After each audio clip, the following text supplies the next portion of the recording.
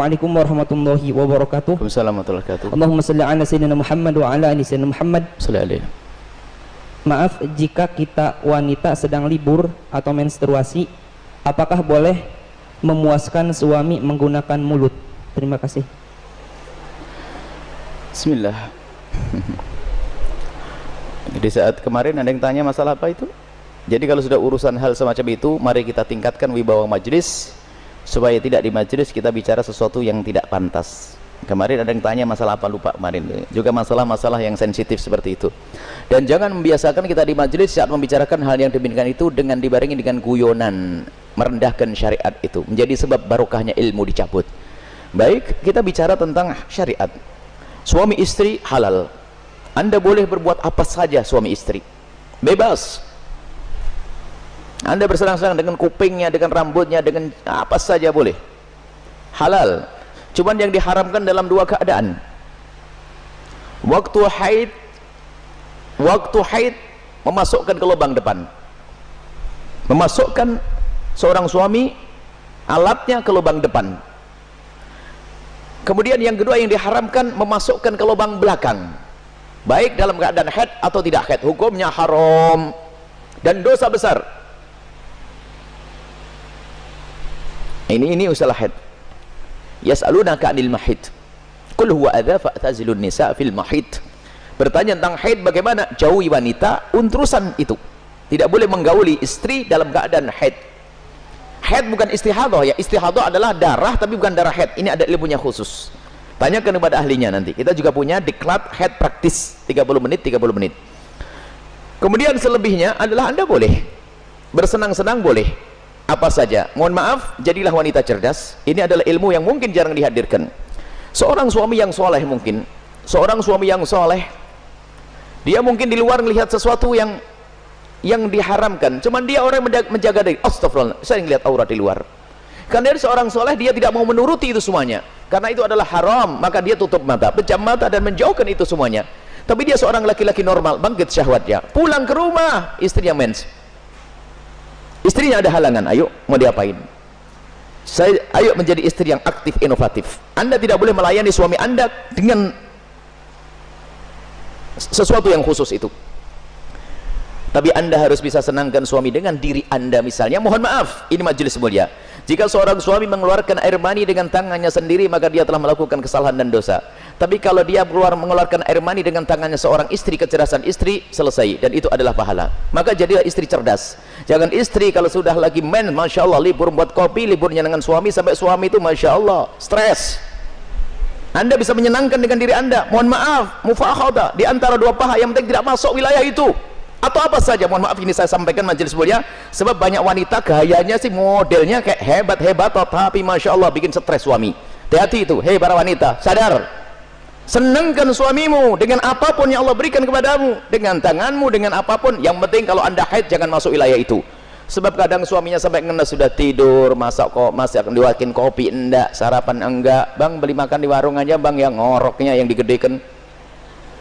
Wahai para istri yang solehah, Anda harus aktif dan inovatif. Ada ide-ide untuk menyenangkan suami. Adapun masalah mohon maaf yang ditanyakan dengan mulut, ketahuilah, hei para suami, engkau tidak boleh memaksa istrimu untuk melakukan itu karena belum tentu dia nyaman. Kalau dia merasa jijik, Anda tidak boleh paksa. Haram atau sebaliknya. Tidak boleh egois seorang suami. Harus kau lakukan, tidak. Kenapa? Mohon maaf, karena itu adalah wilayah yang bukan wilayah bersih. Wilayahnya orang dari makanan yang bersih dibuang lewat mana? Lewat itu. Akan tapi kalau memang ada orang, seorang wanita yang mau melakukannya misalnya atau sebaliknya, bagaimana, apakah boleh? Ketahuilah, di situ ada cairan yang najis. Air mani tidak najis, khilaf di antara ulama. Madhab Syafi'i najis, tapi cairan sel najis. Maka kalaupun seandainya harus melakukan, mohon agar tidak ditelan. Karena itu adalah jangan sampai karena itu najis. Tidak usah ditelan cairan-cairan. Adapun masalah air mani adalah khilaf di antara ulama, akan tapi boleh seorang suami, seorang istri melakukan yang demikian tentu dengan keridhaannya dan tentunya dengan waspada, tidak boleh sampai ada masuk ke dalam perutnya sesuatu, karena itu ada madhi, sebelum mani adalah najis, cairan-cairan sebelum mani adalah najis. Dan wahai para suami dan para istri, yuk kita melakukan sesuatu yang sesuai dengan petunjuk Nabi SAW, akhlaklah yang baik. Dan kenapa biasanya ada pertanyaan demikian ini? Karena apa? Naudzubillah, ada yang ditonton yang salah, gurunya salah, dari film-film yang ngaco itu ditiru, sehingga dia bingung untuk menyelesaikan urusan pribadinya dengan cara ini cara itu. Tidak ada cara yang lebih indah dari diajarkan Nabi. Seorang laki-laki duduk di perempatan istrinya, maksud duduk di atas perut istrinya, di atas ini, itu adalah cara yang paling bagus. Nggak usah macam-macam, petunjuk dari Nabi. Itu hanya gara-gara sering nonton film kotor, makanya banyak pertanyaan aneh, tapi pun harus dijawab, harus dijawab, selesai. Semoga Allah bisa menjadikan Anda orang yang bisa menyenangkan. Termasuk wahai para suami, mungkin ada seorang suami yang mohon maaf ada bermacam-macam sebab, ada ejakulasi dini dan sebagainya, tapi ketahuilah, jangan biarkan istrimu terlantar. Dia bisa senang dengan jemarimu, dengan tanganmu, dengan Anda, dengan apapun, dengan cumbuanmu.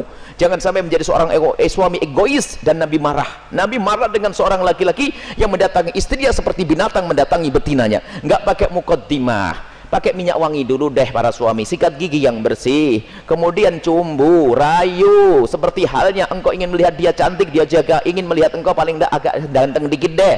Kemudian lihat, seperti halnya matanya ingin melihat dirimu indah, telinganya juga ingin mendengar kalimat indah, dan juga hidungnya pun juga ingin mencium bau harum. Cobalah siap. Makanya sebelum pulang kantor itulah mampir pom bensin dulu deh, bersih-bersih pakai minyak wangi. Ini penting. Kemudian jangan sampai mohon maaf Anda puas, dia tidak puas, Anda zalim. Kalaupun Anda tidak bisa memuaskan dengan itu karena mungkin Anda punya sesuatu, sakit dan sebagainya, maka ketahuilah istrimu adalah seorang wanita yang beriman, dia tidak akan melakukan zina. Akan tapi Anda harus bisa memuaskan dengan apapun, dengan tangan Anda dan seterusnya. Kalau dia mencari kesenangan dengan tangannya sendiri, wanita itu, dia dosa. Tapi kalau dengan tangan sang suami tidak dosa. Mohon maaf, ini majelis mulia, dan jangan dijadikan bahan guyonan yang demikian ini. Ini adalah ilmu. Kadang-kadang begitu, suami cuek, mendatangi istrinya sudah nggak pakai muqaddimah, langsung selesai. Punya anak 6, nggak pernah seorang istri merasakan senangnya dalam hubungan suami istri. Akhirnya apa? Itulah yang menjadikan istri ogah-ogahan. Mau melayani suami, saya dapat mandi saja, tidak pernah mendapatkan kesenangan. Anda suami zalim. Baik, istri pun juga demikian. Selesai, aktif, inovatif, indah. Karena itu halal. Adapun yang haram tidak dibahas. Keharaman zina, hina, rendah di dunia, rendah di akhirat. Zina rendah di dunia, rendah di akhirat. Semoga Allah menjauhkan kita dari zina, mencukupkan dengan yang halal.